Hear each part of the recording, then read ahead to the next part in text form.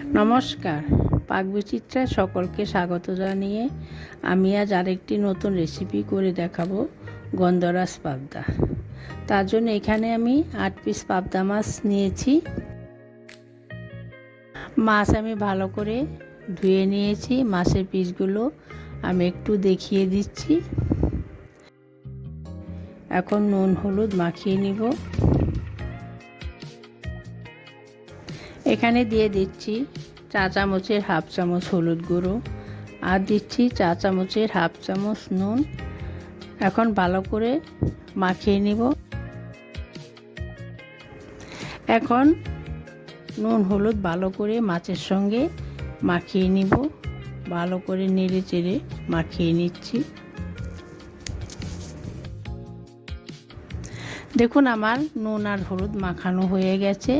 এখন দিয়ে দিচ্ছি 1 টেবিল চামচ কাঁচা সর্ষের তেল। আজ সারা মাছে যদি কাঁচা সর্ষের তেল মাখিয়ে নেওয়া হয় ভাজার সময়, তাহলে মাছ আর ফাটে না। এখন আমি 10 থেকে 15 মিনিট রেস্টে রেখে দেব। এখন আমি একটি পেস্ট তৈরি করে নেব। তার জন্য একটি মিক্সিং জার নিয়েছি। এখানে 2টি ছোট সাইজের টমেটো আমি ডুমো করে কেটে নিয়েছি।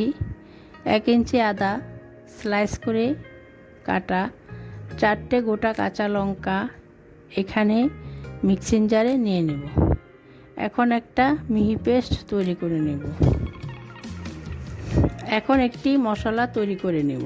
তার জন্য একটি কাঁচের পাত্র নিয়েছি।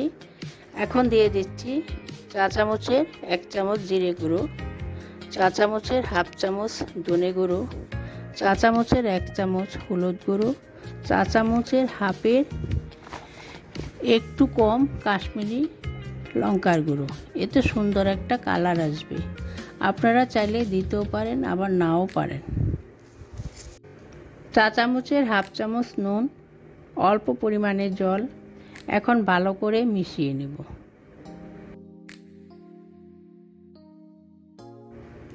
মাছ ভেজে নেব।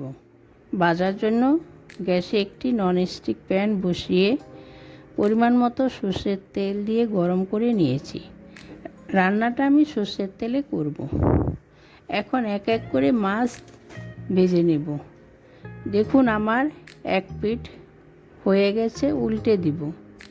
মাছ আমি দুবারে ভেজে নেব। ভাজা হয়ে গেছে, তুলে নিচ্ছি। দেখুন মাছ ভাজার কালারটা কত সুন্দর হয়েছে। আমার একটাও কিন্তু মাছ ভাঙেনি। এখন ফোড়ন দিয়ে দিব। হাফ চা চামচ কালো জিরে। ফোড়ন আমি 5 থেকে 6 সেকেন্ড ভেজে নেব। দেখুন আমার ফোড়ন ভাজা হয়ে গেছে, সুন্দর একটা গন্ধ বেরোচ্ছে। এখন দিয়ে দিব 4টে গোটা কাঁচা লঙ্কা, সুন্দর একটা ফ্লেভারের জন্য।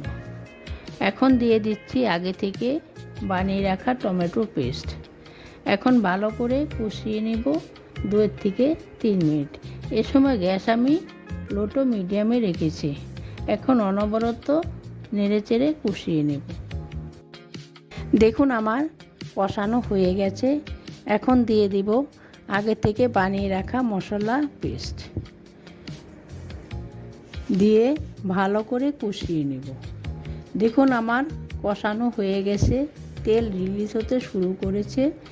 এখন গ্রেভি করার জন্য পরিমাণ মতো জল দিয়ে দিব। এখন ফুটে উঠতে দেব। দেখুন আমার গ্রেভি ফুটে উঠেছে।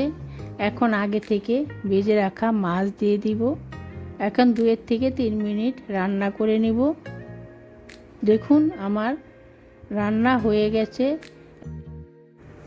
এখন দিয়ে দিচ্ছি সিক্রেট উপকরণ 2 টেবিল চামচ গন্ধরাজ লেবুর রস, যা এই রেসিপির স্বাদ বাড়াবে। আর দিয়ে দিব 2টি লেবু পাতা আর স্লাইস করে কাটা গন্ধরাজ লেবু। এখন ঢাকা দিয়ে রেখে দিব আরও 1 মিনিট। দেখুন আমার 1 মিনিট হয়ে গেছে। এখন নামিয়ে নিব এবং ঢাকা দিয়ে রেখে দিব আরও কিছুক্ষণের জন্য। এখানে নুন ঝাল আপনারা আপনাদের স্বাদ অনুযায়ী দিবেন। আমি যেভাবে রান্না করলাম আপনারাও সেভাবে রান্না করে গরম গরম ভাতের সাথে খাবেন। আমার চ্যানেলটি অবশ্যই সাবস্ক্রাইব করবেন, পাশে থাকবেন। ধন্যবাদ।